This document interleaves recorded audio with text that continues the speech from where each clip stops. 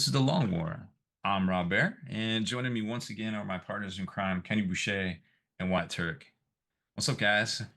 Yo, Doc, great to be here. Yo, what's up? Did you get that did you get that tattoo art framed? Was that framed Yeah. last week? No, yeah, it has been. I bought Oh, a I okay. bought a I frame on guess Amazon. oh, perfect. That worked out well. Yeah, That that looks shit good, slaps. dude. It slaps. Yeah, it's super cool. Yeah. Man, so tonight, if you just listen to this podcast on your way to work, on your way to holiday activities, I don't fucking Christmas know. dinner. Who fucking knows, man, at this point? Thank you. This is the last show of the year, Long War Podcast. This will be a year in review episode for you listening on your way to work or whatever. You can't see what we're looking at. Rob's wearing an amazing, ugly sweater. Do you even know what it is? Ball Oh rug. yeah, I guess I sat down, I Yeah, right? wouldn't we even saw say it. it's We saw ugly. it. That thing just it fucks. It fucks. Like it Yo, fucks. did you see the back? No.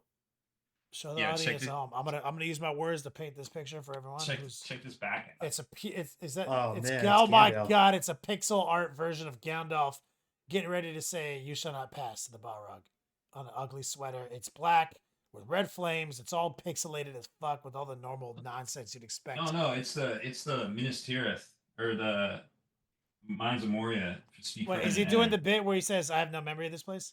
yeah. the On the front, at the front's the Balrog. Oh, Oh, you shall not yeah. nice. pass in the front. So it's I have no memory of this place. yeah. He's like trying to figure it out. It's like Bro, that sweater fucks hard, dude. So Where'd you cool. get that? I saw it come up on Merchwood, and I think they're out of stock now. But this thing is like it's poofy, dude. It's warm. I love this It's thing. perfect for your ass, yeah. It's Yeah, wild. that's true. So we're gonna do like a bit of a listicle tonight, like a year in review, top 10 most profound moments in the timeline of Warhammer 40k The 2024 timeline, the and the sacred hobby timeline. and the secret timeline of the hobby. As we move into the holidays, so we're just keep it loose. For meat and potatoes, we're gonna have some news that's relevant for now, but we won't be back on the air until the 8th January. Week And before LVO. we will be playing with a new format. We won't be streaming on New Year's or Christmas, but expect something new in 2024 from the Long War Podcast. And then we have LVO, obviously. Long War doubles. Still time to get your ticket if you haven't gotten it. Remember to visit For both Yep. LVO And and Adepticon. well, Adepticon will go live January 12th, so the week of LVO. No, that's right. Yep. We have a link tree if you guys don't know. Let me pick that up real quick. So the link tree is what we update these days, and it is it's link tree at or / whatever Long War doubles. That's simple. Link tree, Long War doubles, and we kind of update everything off of there, including the player packs and whatnot. So remember, Long War doubles on Linktree. We don't bring literature to these events anymore. Yep. It's better that way. That's right. We ain't trying to fuck around, man. So we're gonna start this bitch. Wyatt, would you like to roll out to the Cave of Wonders and touch nothing but the lamp? Yeah, dude. I got a slightly different format today. Ooh. Just a thinker question. So, if you had to pick one decade, this is excluding the current times, right? So let's just say 200 or 2010 and back, and you could only listen to music from that decade for the rest of your life. What decade would you pick? It's a wild question. Cause like I'm 41, so I only like music, right? That goes back so far. You know what I mean? But so I can only listen to music. I don't have to time travel, nothing. No, yeah. Like my Spotify list is just 70s, 80s, 90s. Yeah, whatever. whichever one you pick. That decade of music. Okay. But I can't listen to anything from any other timeline, from any other decade. Yeah. So I'm excluding everything else. Damn. It's harder than I thought. Because my gut was like instantly, because you said, so 2010 before? Yeah. Fuck. So you have 20s, 30s, 40s, 50s, 60s, 70s, 80s, 90s, 2000 to 2010. Shit, some of my favorite music came out in 2000. Well, 2000 would be the end of the previous decade. So Yeah. So 2001. yes. So Disturbed. When did Down with the Sickness come out? Like, was that 2000 or was that 2001? Okay, I don't remember. Between 2000 and 2010. That's important because it's not between 2000 and 2010. It's between 2001 and 2010. It's 1, 2, 3, Oh, I 4, see what you're 5, saying. 6, So it's 7, 8, 9, 10. 1991 to Yeah, the number with the Mm. zeros in it is 10. That's the end. 2000 is the Yes. end. Good point. So you don't want to No, focus. so the last decade you can choose is the year 2000 to the year 2010. But that would be 11 years. Mm-hmm. What? One, So, like, 2. So like think about 1, 2, 3. you're 4, right. 5. So 2009. Okay. So you're giving me but I can listen for 81. So 80 to 89, Yes. 90 to 99. to 2000, 2001 to 2000, 2009. All right. So I get fuck. So that means so I limit myself pretty hard You might. because some of my best music came out in the year 2000, which puts me in the 2000 to 2009 range. Mm. But Yeah. a lot of my favorite music came out just the year before that. Oh. Not easy anymore.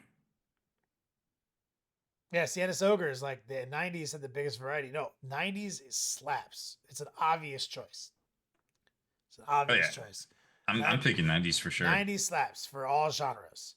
I mean, as Vanilla Ice said, it was the last great decade. So you kind of have to pick the 90s because, like, I don't care what your genre is. You know what I mean? They will Yeah, never. I mean, I can see that too. Like, They will never have the same shit. Music is made. It's made completely different now. It's marketed completely different now. Everything. Though There music has been no innovation yeah, since I think the early I think the 2000s. 80s slaps. and 90s is like the solid pick, right? Yeah. Because Mhm. Even 70s, because like music information isn't the same as it is now. So there's like, even if you chose, like if I chose 80s, right? Like there's all the Mhm. greatest hit stuff, but there's like a world of music that you've probably never even heard before, and lots of cool shit to discuss. I mean, like Mhm. so much stuff started in the 80s. Like even Yeah. like synth stuff started in the 80s, like hip hop and rap started in the 80s. Yeah. Like Yeah. No, it's exactly.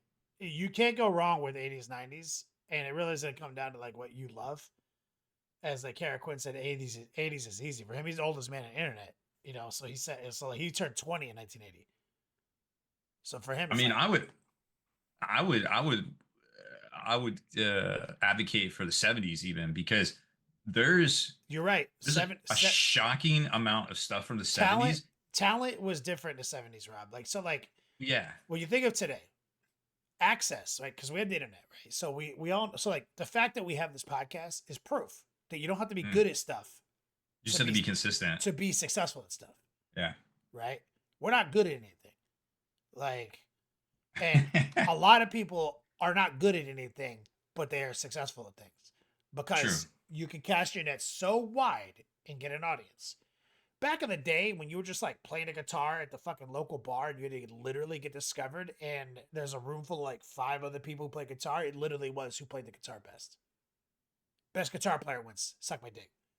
Yeah. You know what I mean? So like you had to have it, dude. You had to fucking it had have to be it. special. In the 70s, you had to be miraculous. You had to be one of a kind. And that, so there is something to be said for the power of, you know, of the 70s there as well. Some of the most talent, period. But there were still tons of talent in the 80s, tons of talent in the 90s. And I think 90s is the culmination of all of that because the 90s had the variety. So if you had to get stuck only listening to 10 years of music in one decade, you kind of have to pick the 90s, or you're going to be my dad who only listens to Pink Floyd, Led Zeppelin, and fucking like Canned Heat, and like he only listens to like 3 bands, dude. Well, I mean, Right? as Yeah, far I think as like bands go, giving up Credence would be pretty hard. CCW. But yeah, honestly, I think the 90s. Because like some friends and I were talking about this earlier. And if you pick the 80s, I think you have just as much variety as the 90s. But in the 90s is when some of the bands that started in the 80s did their best work. Yes. So like technically, I'm pretty sure, I could be wrong, but like I think the Beastie Boys' first album was in 88, 89, something like that. But like Oh their yeah, hot Beastie shit Boys are wasn't like, But the until hot the shit was the 90s. 90s. Yes. yeah, And the like hot shit. Nirvana's first album was in the 80s. Wu Tang True. is the 90s though. Like, Smells. you know, B.I.G., Nevermind. I think was Tupac, 89. like Yeah. all the best hip hop.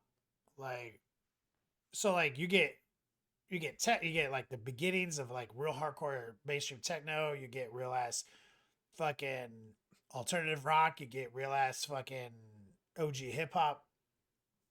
You know, if you pick the 2000s, you kind of fuck. I mean, like as much as I'm gonna miss some of my favorite bands. Like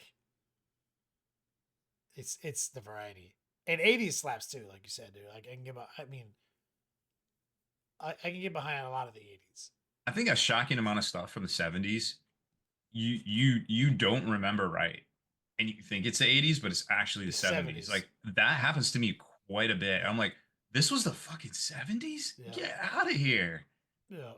And I hear it, and I'm like, I mean, you're talking like classic Elton John, like shit you think's from the 80s. Nah, dude, it's the Damn, 70s. go boy. License to Ill was 86. It was mid 80s. Holy Um, shit. all the Joel, all the, I mean, CCW, some of the CCW's best stuff was the 70s.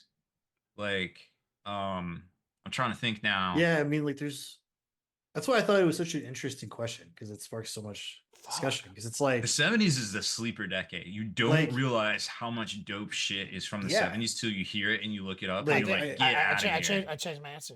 I'm gonna pick the 70s.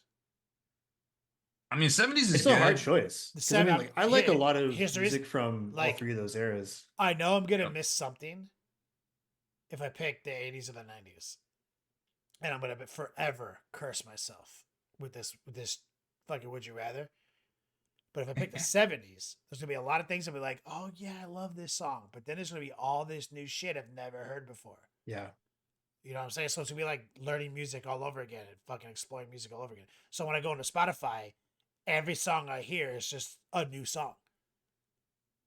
And it's gonna create a new dope ass 70s playlist for me that I've never fucking heard before. So at least I have that. I picked the 70s. I think that's solid. I'm gonna go with the 90s just because it was we'll never have anything like it ever again. Also, I think I might actually go with the 90s as well. Nice. Go boys says I'll just give up music and go insane. I'd have to give up some of my favorite, like, because like I think so personally, I think metal was better in the 80s than the 90s, like with some exceptions. So I'd have to give up like my 80s playlist because I love listening to that while I'm working and gaming and stuff. But I think there's so much like undiscovered music because even though I grew up in the 90s, we didn't really have like music sharing Mm. culture via the internet until like 2000s, like LimeWire days and shit. Oh, So jeez. it might kind of be the same way where it's like a lot of stuff I remember from when I was a kid that are like, warm blanket type song. And then also a lot of stuff that like I never got to really discover. Yeah. 90s is a good pick.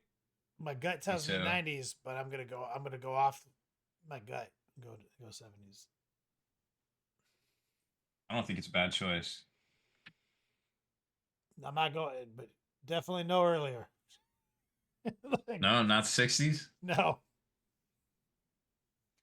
right, good one. Thank you, Wyatt, for our year ender. Let's move into the news with Lizard News, the Rob Baer Memorial Desk. Lizard news. Yeah, tons of super engaging, very insightful news this week. Yeah, good news. We're cutting this segment in the new format.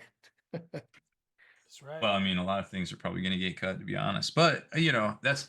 I think it's going to be. There'll be a lot more Q&A for people to get the stuff answered based on the overall topic. So, like, if we're like, what stupid shit is GW doing now? Hey, here's people might ask some questions. Otherwise, whatever.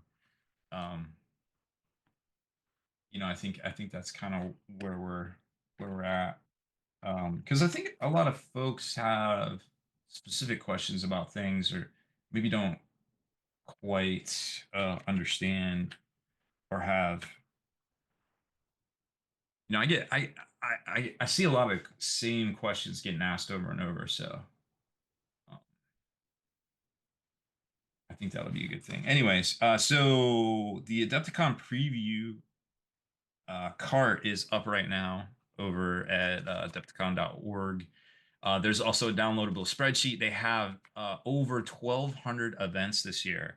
And remember, if you haven't been to this new venue in Milwaukee, supposedly it's 3 levels. So it's gonna be 3 levels, 12 over 1,200 events. Shit is getting wild. Like, biggest lineup in the history of ever. So it's going to be really good times. You can check everything out over there. The Long War Doubles is in there. I think there's 124 or 128 team tickets in there right now. They may add more. They sometimes they go back after if there's a sellout, and they look and see what sold out quick, and they add more tickets, hopefully. So maybe there's a little bit more flex space this year, which would be good for a lot of different events. I think they're kind of playing it safe, and kind of seeing what sells out, what they have room for, et cetera, et cetera. So, and then kind of, when you move into a new place or you get a new house, you're like, oh man, I got all the space. How am I ever going to fill it? And a year later, you're like, how did I have no room? What the hell where'd all my room go? Like, and I think, the same thing's going to happen for Adepticon. So, year one will definitely be worth going, but there'll be a noticeable difference between year one and year two as they start to get all those dope lessons learned things down pat. The Long War Doubles tickets for LVO, there's still time. There's still tickets left. We're down to about a month, right around a month till LVO is popping off. So get your reps in with the new balanced data slate, and make sure you pick up your Long War Doubles tickets there for Sunday in Vegas in about a month. Have you guys used that Color Forge primer yet? Do you have any? No. I have some, but I have not used it. I've got some. I can answer you for all time, and anyways, I'll never use spray can primers again. So You just fire up the airbrush and primer Yeah. stuff. I'm gonna take stuff outside and use a rattle can. Fair.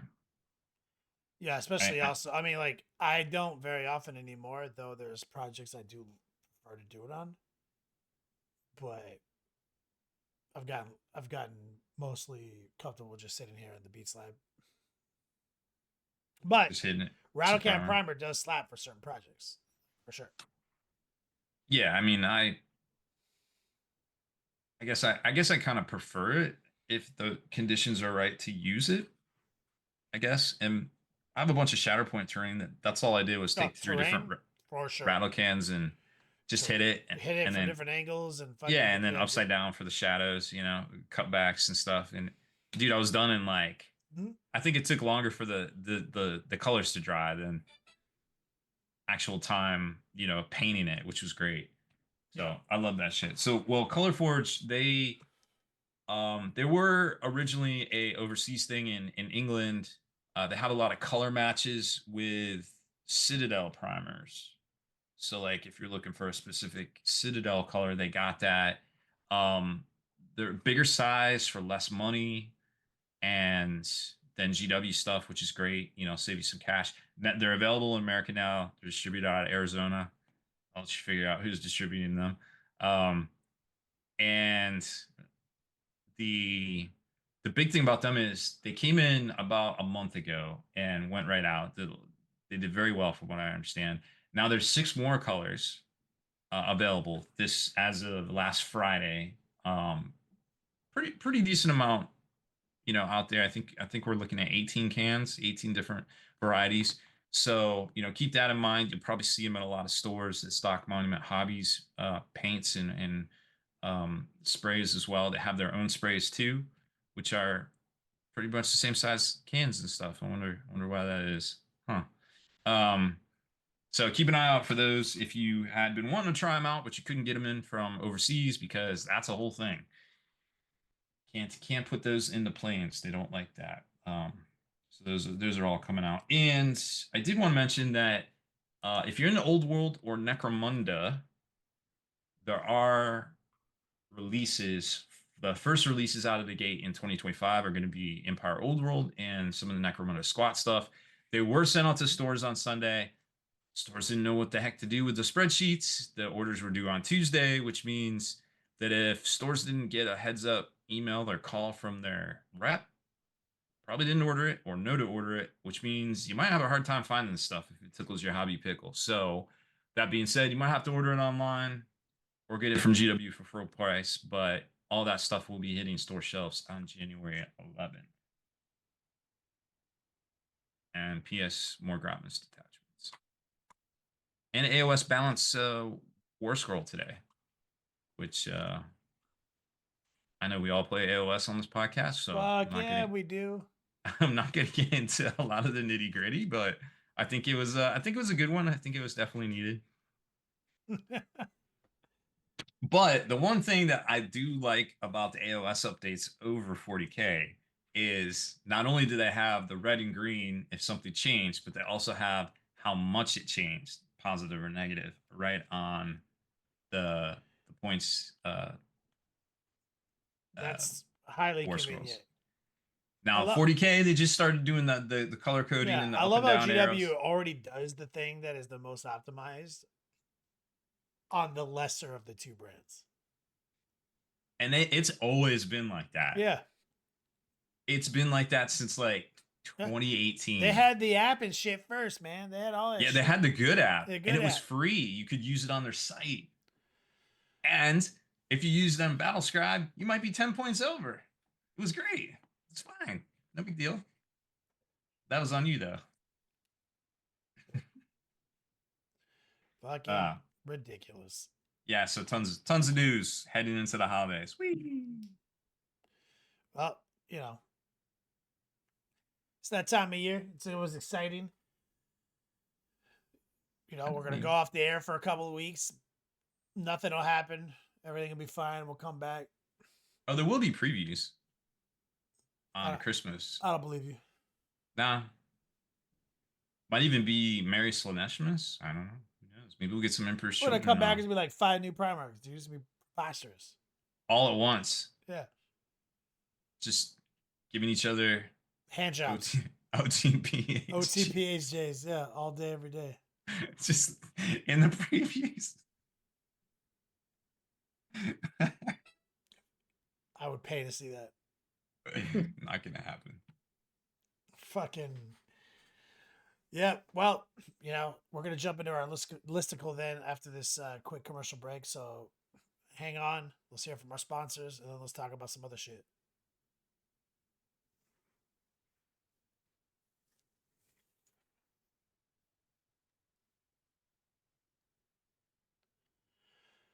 And we're back. We've got a nice breakdown. We were doing a little after hours content. We were talking about we got a new format moving into the new year. Mm-hmm. So, whenever we go off the air for this long, as I mentioned, we won't be back on the air to the 8th. It's really not worth commenting too much on facts. So we're going to talk more about feelings. And it's more like stuff up. Yeah, I mean, that's. You want me to make some shit up? I'll make some shit up right now, dude. It's kind of my thing. But it's more about like the feeling of 2024. You know, it's impact, things that occurred, Hmm. like an old school listicle, right? Shocking events of the previous year that we're commenting on. And we talked, we did our after hours content, which you can find on Patreon. We saw some great ideas. The chat, I'll reread them to you guys, see how you guys feel about them. It's feelings time. Longship Loft earlier mentioned this is for him, but I think this has weight. He said Blood Angels coming out months before they were tournament legal and was pretty shocking for him. What do you guys feel about that, Wyatt? Uh, I'm kind of torn, because I'm kind of the mind that when new codexes come out, they shouldn't be tournament legal until they get like the egregious errors and stuff that was untested and like loopholes and Hmm. like that whole laundry list of stuff that we know exists in every new codex release. I don't think that should be playable until that's addressed in a balance patch. So Hmm. a box set coming out with your new rules and new models, but not being tournament legal for me isn't a big deal. Is it not shocking though that they kind of started this new trend? Because this trend, I don't remember this trend pre 2024, where you'd get a box. That's where the codex was attached to. Then we'd have all Yep. the rules in the fucking. We'd have all the rules, and then nobody could do anything with the rules until the box shit.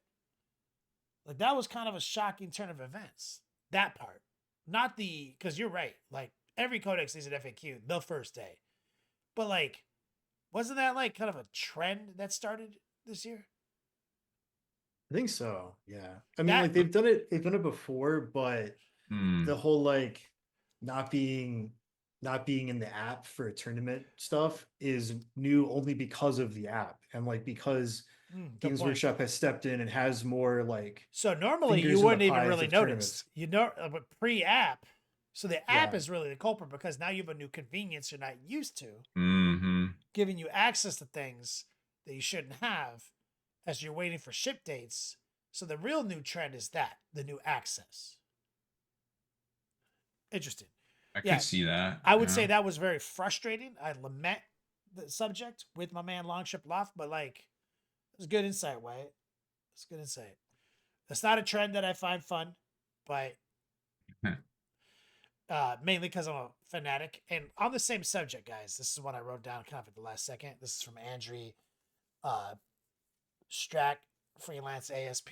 He said, Blood Angels, Sangre Guard losing their wings. Shocking. 2024 revelation. Oh man, Give me some. people were It's not about our feelings of them losing their wings, right? Because we did a whole podcast on that. not just losing their wings, but they went to like a 3-man squad. It's about the feeling that the internet had. And Oh man, the internet's feelings were very opinionated, Wyatt. very, very. Some strong feelings were being felt on this subject. I think it's because people had such good memories of the Sanguinary Guard models when they came out. Yeah, speculate to that. So Hmm. mostly here on the podcast, we don't give a shit. We like the new Secondary Guard. The wings don't I like matter them to both. us. We did a whole podcast on it, right? The sculpt slap, they're jacked, handsome, beautiful men with dark secrets. But the the feeling on the internet was very negative. People did not like it. They felt like something had been taken from them. Why Which do we? wasn't the Why was that feeling taken? Why did they? Why? Where'd that feeling come from? Why? And Rob is saying like, because this is a fucking lot. There's a lot of emotion attached to like the Sangre Guard release back in the old fifth edition box set, right? Like that was a big yeah. deal for Blood Angels when we got that codex, right? Yes. I think a lot of people really put a lot of emotional investment into the where they were in the hobby, then, and they're like, this was my thing, this was my one thing, this was my constant. And as we see across a lot of different game systems and a lot of different genres, Like nothing ever really stays the same, and nor will it in Warhammer 40k. No matter how you feel about that, it's just it's fundamental. Like nothing has changed. I mean, look at Rogue Trader to third edition. Look at third edition to now. There's huge changes, and Very much like Wyatt's Would You Rather today. mhm. It's like pick your decade, right? It's like people get, and everyone, a lot of people pick the decade based on their own age, right? Or point of entry, and so feelings are going to get really tied up in that. And that makes a lot of sense. While here, we may be kind of jaded on the podcast to a lot of people's opinions because, like, it's just all 40K all the time, eh, eh. And Nothing some shocks us. Titanicus. But it is important to remember, like, these are shocking events 2024. That was shocking. Wyatt, you just put together a squad of them, right? Yeah. What was your experience like? Pretty dope. I mean, I'm always gonna complain when a fucking Space Marine is like 22 pieces. But 'Cause were that's 22 of just those dumb. pieces including wings? So I think Unsustainable wing points that always break? Yeah, and No. the first time you grab them. which I'm thankful for, to be honest. Let's be thankful. This is a time of thanks. I am not a Blood Angels diehard purist, and I thought the angel wings looked fucking stupid. So they still have little wings. There's little wings On their sculpted little- on their little the thruster flappers. variable control flight surfaces on their jump packs, which actually make Makes more sense. sense. Actually makes sense. Not fake aesthetic Cupid angel wings And that do nothing. I did build the Sanguinor, and I left his wings on there because his wings Slap. actually make sense as a like control surface. They shoot for- out to the sides, and he can Yeah, actually. they look like a wing. Asterath with his dumb clamshell sails that would only catch air. I took those off. I appreciate you, Wyatt. I respect you. And I think I don't know, do we talk about this? I don't remember, but like for the first time in response to such an outcry, people already had like 3D designs for wings you could buy and print out and put on your dudes. Like before the Sanguinary Guard even dropped, people just like used what was the ones that had jump packs already? Primaris. The intercessors.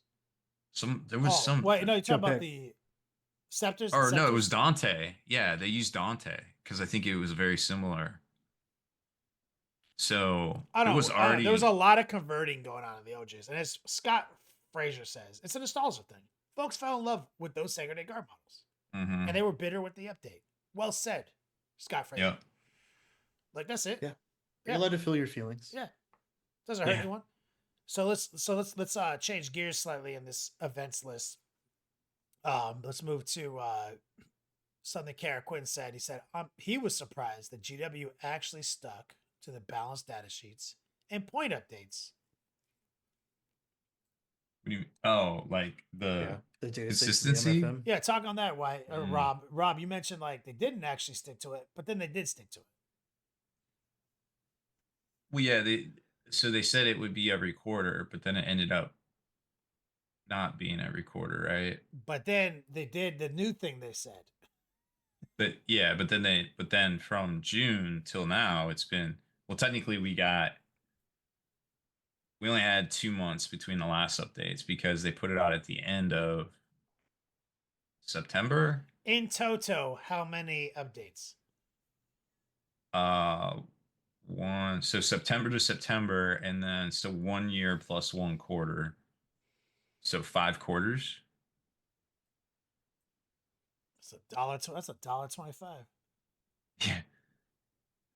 Hell Buck- yeah. buck 25. So, but the sentiment is they did stick with updates. Like we got updates, and maybe it wasn't did. exactly on the original predicted timeline, but Mhm. as Warhammer 40k players, gameplay first at all times. Even though we're staunch hobbyists, like the reason we hobby hard is because there's a game. So as game enthusiasts, having patches, updates, hot fixes, is very important to us. I felt very like blessed, to use lack of a better word, to be a hobbyist in this tabletop game with this much hotfixing and this much attention to balancing. How about you, Wyatt? I agree. I mean, we remember the dark times. Mm. There's a lot of new blood in the community that have only played since 8th edition, right? Some people only played since 9th edition. And so like all they know is the relatively on time and consistent like hot fixes to the game. Whereas you and I, for the majority of time that we played 40k, it could be 10 years before you got a new book, got a rules update. Literally, that's happened.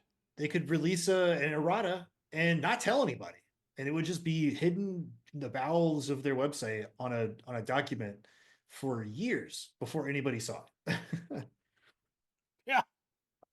So I mean, like black and white paperback, Dark Eldar Codex and Orc Codex. Remember it was like, oh my god, Necron's got a 4th edition codex, which wasn't updated until 7th. That was pretty crazy. Like, Orcs 3rd to 8th. No, when did Orcs get their book? Yeah, so it's like we've kind of, like, it's appreciated. It's very cool, but we still need to constantly give feedback.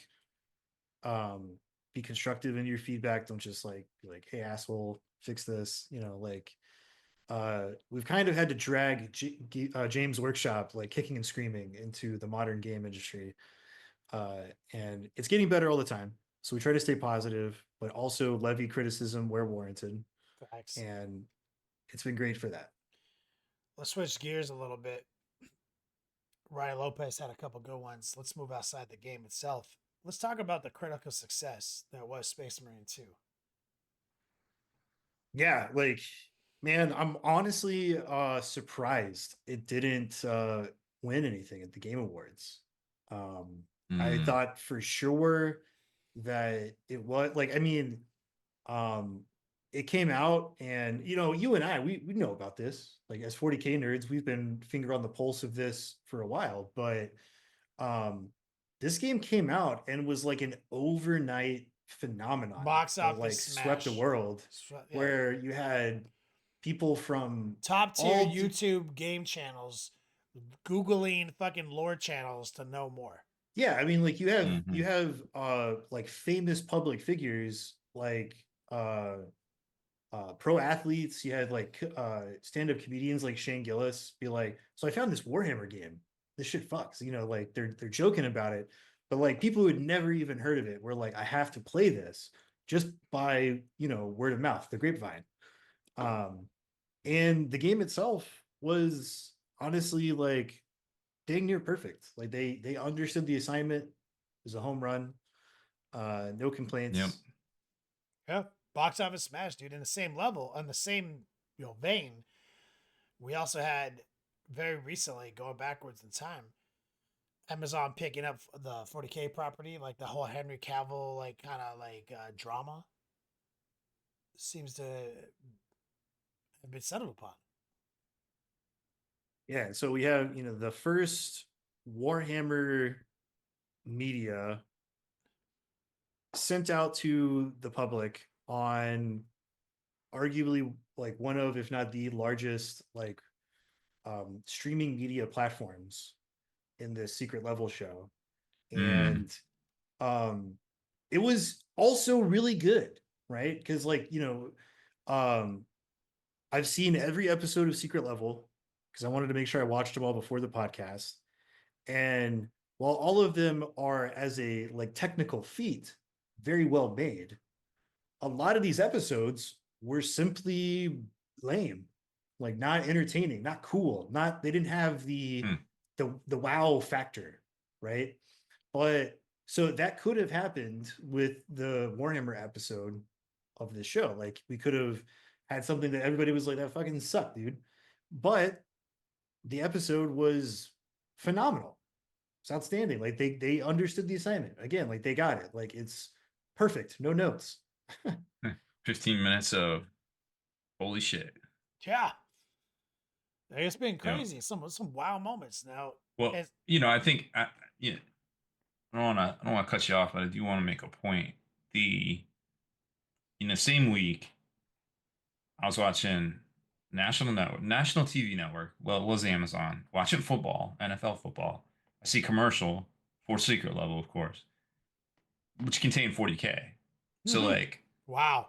a national commercial with 40k in it. I didn't see any, Space Marine 2 commercials, but that's media. And in the same week, I go to the big box department store, Target, and there's Warhammer on the shelf at Target. Not a board game, a kit, and it was those the new Warhammer heroes, the Stormcast Did you on the go to that shelf. super Target? Yeah, the new one, 155,000 square foot store. Yeah, I mean, like, it's just going to be really cool for the game, for the company, for the community moving forward. It's going to get big. It is bigger now than it ever has been, and it's going to continue that way. Hmm. Um, and I just think that's really great. Yeah, I agree, man. So let's comment on another point Quinn made earlier about the just very recently the Christmas detachments.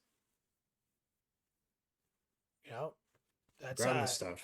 that's a pretty this advent calendar of new detachments. They've never done anything like that. It was a pleasant surprise for sure, yeah, and I mean they're still Yes. going. while not entirely balanced, as is always the case. Yeah, we're gonna have to wait until the 24th to see like the full picture. Mm-mm.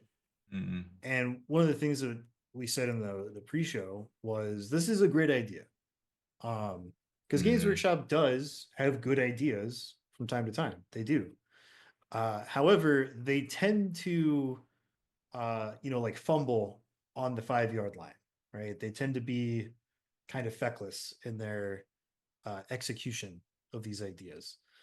And I think the Grotmus is just another example of that because I could be wrong. We could get banger after banger from now until the 24th and it'll even out. But Yeah. so far, I do not hold hope. So far, it has been did you get a narrative lump of coal in your sock, or did you get the star shattered Nintendo 64, right?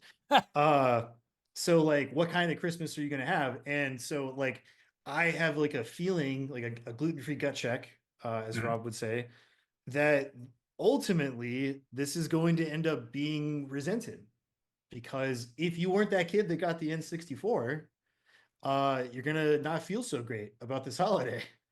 Uh, and I mean, it seems like these guys like it's their job to write these rules, and there's the people that make them, the people that review them. It gets submitted. Like there's a lot of checks and balances, and so like these releasing in the state that they're in just doesn't feel great if you didn't get like a hype one. And so far, only like kind of three, maybe four factions have gotten hype ones. Um, Mhm. and it's just like, oh man, it just doesn't feel good. Like last week we were talking, and I was like, I don't know how I'm gonna feel about this because the Votan one is coming up, and then we got the Votan one, and it is like basically unplayable.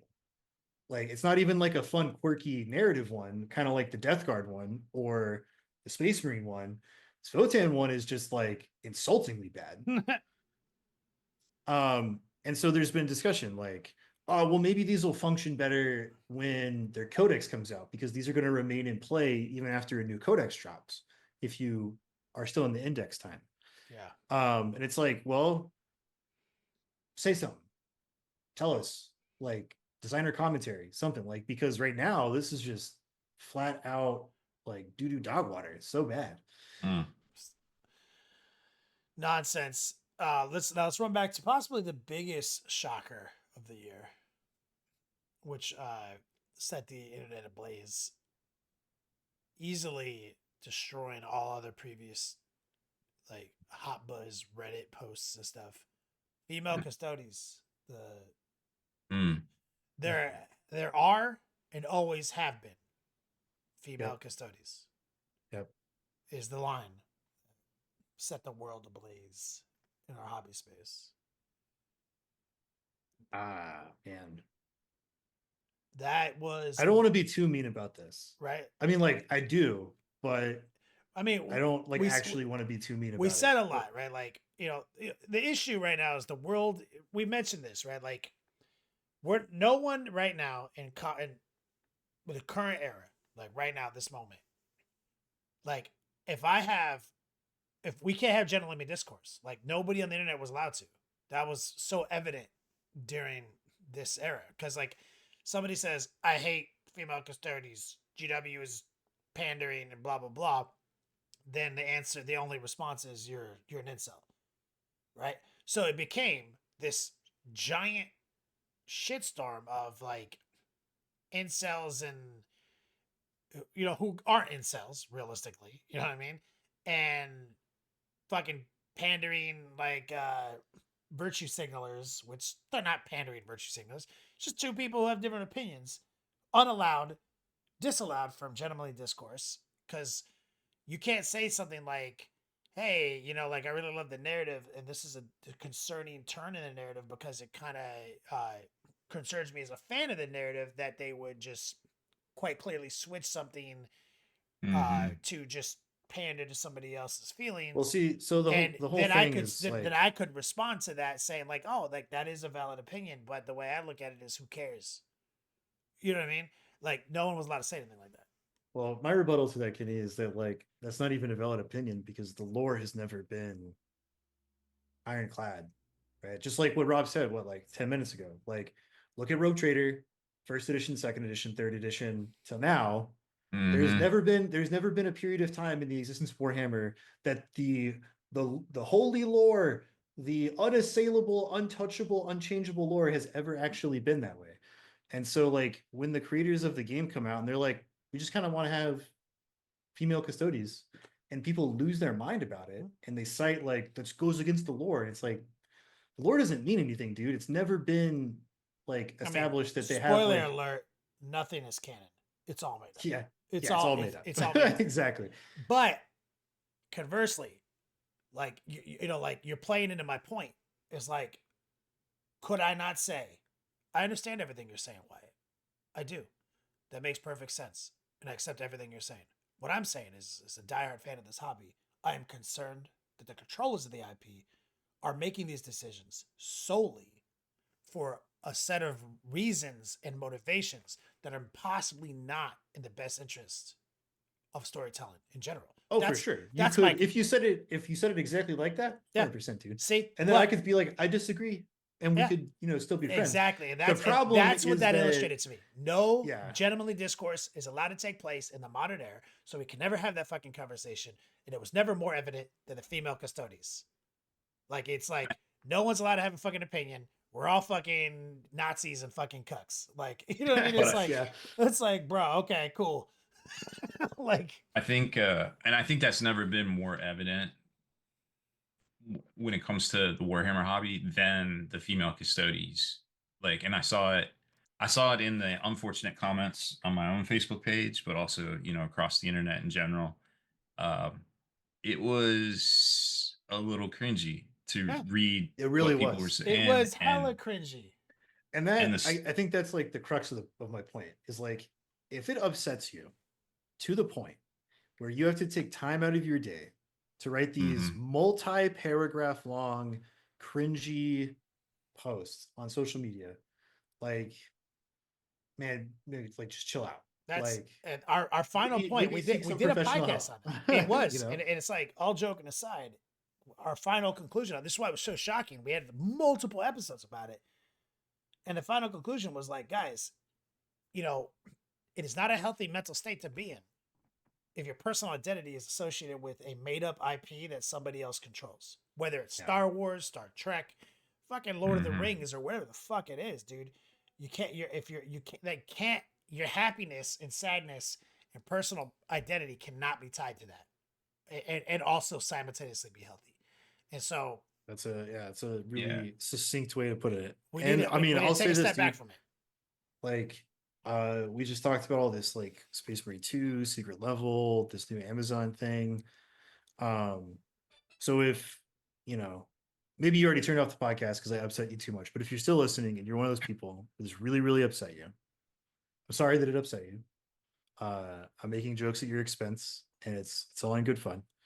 However, I would really figure that out for yourself. Like, do some soul searching, because with the advent of all of this new stuff and all of a massive new fan base coming in to enjoy 40k, a lot more stuff is going to change. It's inevitable. Like, it's going to happen. There is aspects of Warhammer that are from a different time. They're a product of their time. And over time, societal norms change, and we realize, like, hey, maybe let's not say that word anymore. Or, like, this kind of isn't super cool. Maybe let's stop doing that, you know? And 40k has some of that remaining. And so you gotta like square that away with yourself, right? Because the more that you try to be that person that says, like, get the fuck out, we don't want you, tourists, like all that kind of hyperbolic stuff, like, the more people are going to fight back against that and try to, you know, push that element out. And so you kind of have two choices: play Warhammer or don't play Warhammer, right? That's always always it's been always your, our it's always our two choices. So that's And it. so, I love, like, that's my favorite argument. you know, and so it's like, if you can't reconcile the fact that the lore is always changing and always will, and stuff is going to change, then, you know, I'm sorry to You're see you sinking go, a but lot of maybe this isn't time the and thing for money you. and something that's not for you. You know, Like, and if you can, then, like, Yes. bro, come on in, the water's fine. Like, you're gonna have a lot of gameplay fun. first, right? This is why, remember, it's Games Workshop, not a bunch of plastic models that look kind of cool that we made up stories about that you buy. Yeah, this isn't YouTube lore videos workshop, Yeah, guys. it's literally a game. Oh yeah, the game is completely different. Yeah, Somebody sure. showed up one day and said, I got this idea for a game. Whoa, that shit slaps. That fucks. I guess we need to figure out how to make models. Yeah, let's do it. It's not, look at these shitty pewter models I made. Yo, that would make a sick game. That's not how it went down, guys. No, that is how it went down, No, actually. it wasn't shitty models in a box that are not inspired, and then let's write it. It's literally like, let's make a game. That's how it went down. Let's make a game that has models. Like, No, that's not what happened. you know how this happened. You're gonna tell me some dude literally showed up with a shoebox full of shitty models he sculpted in his basement. No, they made all those models they made the Citadel holiday models, and one of them was a Space Marine, one was a Santa, and one was a wizard. Someone And literally like made a game 85 about each. shitty models. Oh my god, I had this all wrong the whole time. The No, lore has always been nothing is that's canon, what 40 Kenny. dude, that is literally what 40k is. They're like, we make all these dope ass models. Now we got to make a game to Oh my sell more God. models. My whole life is, so you're telling me it's canon doesn't exist at all? The canon paradox, dude. Everything is canon, nothing is canon. And then, like, they named the models like after, like, most of the first Space Marine models were their literal names were the actors from the 60s Batman show. Those were the names of the models. So you're telling me this hype ass lore that I've been getting into for all these years literally distills down to a guy with Batman. a shoebox full of shady Yes. models he made, A wizard with a machine gun. and then people making a game around that Wizards nonsense? with machine guns are fucking cool, though, dude. Like, I'm not saying they're not, but I'm just saying that's not 40k that we know. I mean, I guess it technically is librarians, but They it was just a wrote wizard some and a rogue. shit that made sense for the model that they were looking at. You tell me they're just like looking at something and they were like, Yeah, how did the wizard get the machine gun? We'll just figure it out later. okay. They're like, yo, It imagine wasn't- this. It's the mid 80s. You're like, I gotta make a game. All right, where do I get a backstory? I don't know. Have you seen Star Wars? Dune? Do you read, 2000 AD comic books? Like, what else can we throw in there that makes sense? And then you start thinking about it, you're like, oh shit. So they just made this shit up. You're telling me they just made this shit up? They just made this shit up. And they're like, yeah, take all those Tolkien names. No, nobody will know. They just ripped some shit off and made some shit up? Yeah. Damn, why am I getting so butthurt about muscle mommies? I don't know, Well, man. here's the thing. Why I are think, you? That's a really good question. I think, Let's dive into that. I think, I think it's like we said earlier. Like people have what they remember as the lore, but what we remember as the lore isn't going to be the same as what other folks. I mean, hell, what people remember about events. Like, what Adepticon do you remember? Like Adepticons, they started back in the Staples, Center, right by the airport, and like, Mhm. the O'Hare Airport, I remember and driving 16 hours to Adepticon, drinking 3, like, what's the beer mug that fits like 50 ounces of beer? The big, like a Stein. oh yeah, I Stein, drank yeah, like 3 probably Steins of like just Sam Adams Winter Lager, and then went upstairs and threw up. got him. I was, Um, I was like, yeah, I fucked up. but I think the biggest thing that folks, yes, they remember the lore a certain way. But I think we can all agree that whatever Games Workshop said about female custodies, whether you agree it was good or it was bad, the rollout was a dumpster fire. You do not make major changes on an offhand tweet That's the as issue. like some major pivot. I would say that Like, the big I don't know, shocker man. was Like- thinking that you could just I think the issue is this is just change in general. Because I mean, like, look at what happened when they published a book and it had a African coded Ultramarine character on the cover. yeah, that was Almost the thing. exact same kind of Yeah. backlash.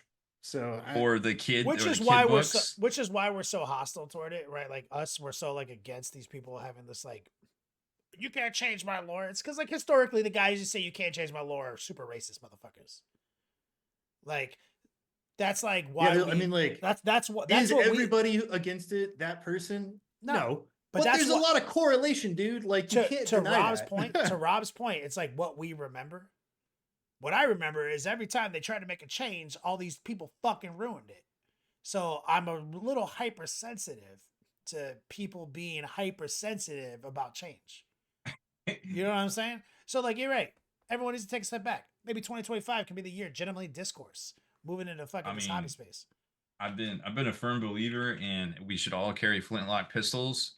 And if you start pissing me off and I start loading that thing, and 10 minutes later I've got it loaded and I'm ready to go, and you have not stopped, I get to shoot you in the face. 6 And that paces, or Yeah. just like right Bro. there.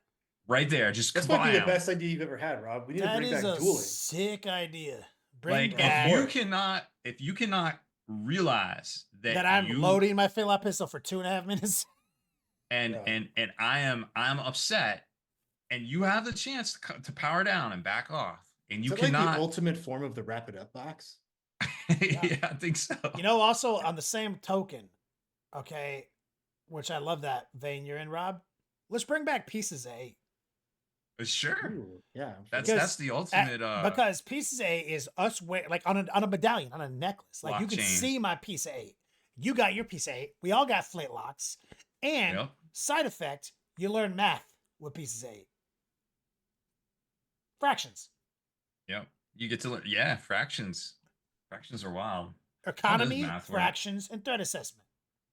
Pieces 8, flintlocks, 2025. That's what's up. That's the conclusion. I do want to point out another fact that I think is relevant to the female custodies phenomenon. And that is that if you go back and you watch, there's a whole YouTube series on it. It's called The Toys That Made Us. And they get really into what happened with He-Man.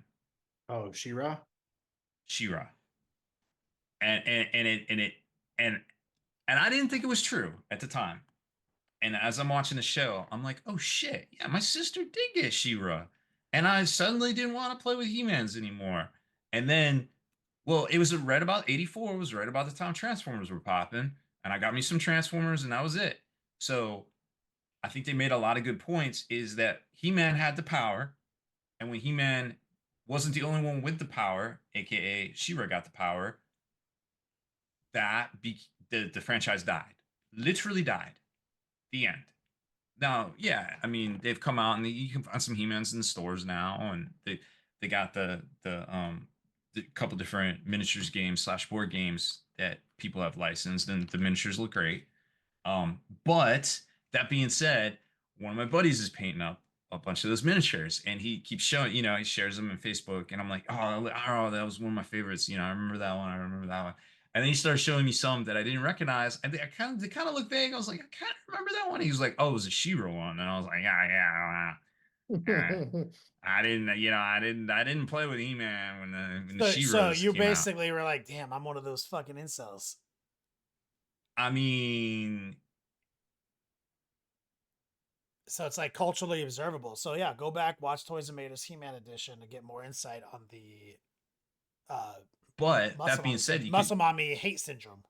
you can draw comparisons to kids that were playing with toys in the 80s and what happened. That phenomenon, we're not much different, and a lot of folks are, men's brains don't develop and mature until supposedly like 25 or whatever, and that's why our insurance rates suck ass till we're 25.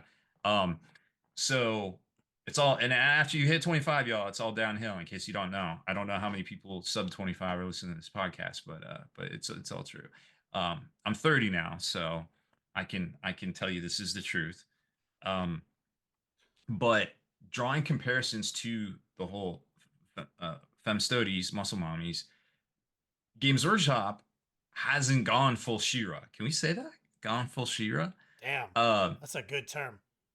so they haven't gone full She-Ra, and I don't think they ever will, because I think most because this was a big study that isn't was the done. difference that like we're just getting more things that are like Yeah.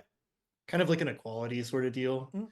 Whereas the problem with She-Ra was like supplanting of He-Man. It was No, creating a girl version of right. the IP versus diversifying the IP. Right. So Which, you know what I'm saying? So like that. So I think people are like secretly caveman brain concerned that they're making a girl version of their IP, which also shouldn't be too worrisome to anyone. It doesn't take anything away from your IP. But for some reason, people are hardwired to believe that if someone gets something, it takes something from you. but you can factually reference this study done by the toy maker that was a thing and it happened. So I think, whatever the psychosis phenomenon is, it is real and it happened and it could very well happen again. Scott Fraser's referencing correlation and causation. Yeah, like correlation doesn't always equal causation and vice versa. Like so, correct.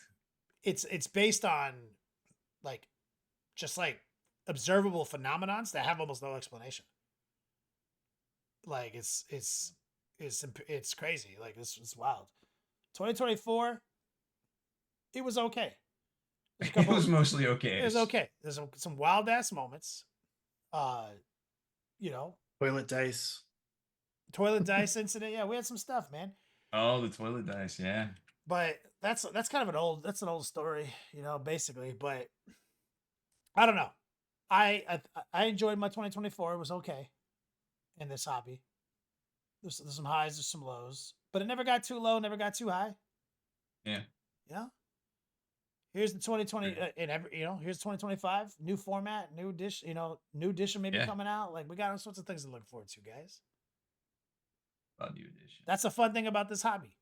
You to play it. Oh yeah, if you don't like it, you don't like it. Wait, you can always play it or not, as Wyatt says. Like you always have the same binary choice. Play it or don't. It's hype.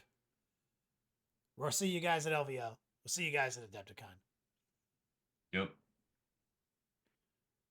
Wyatt, you want to take us out of here? Rob? Man, this might be the last time we ever do this. At some point, 16 years ago, I logged into Halo 3 for the very last time. Didn't even know it. Oh my Anyways. So that's it for this one. Make sure to head on over to thelongwar.net for exclusive content, early access videos, and more. Become a veteran of the Long War today. Merry Christmas. Happy New Year. I guess we can say happy holidays because it's more than one, right? So happy holidays, Yeah. everyone out there. Yeah. See you. Enjoy May your hobby and be bright and merry. There you go. 2025. I love it. Boom.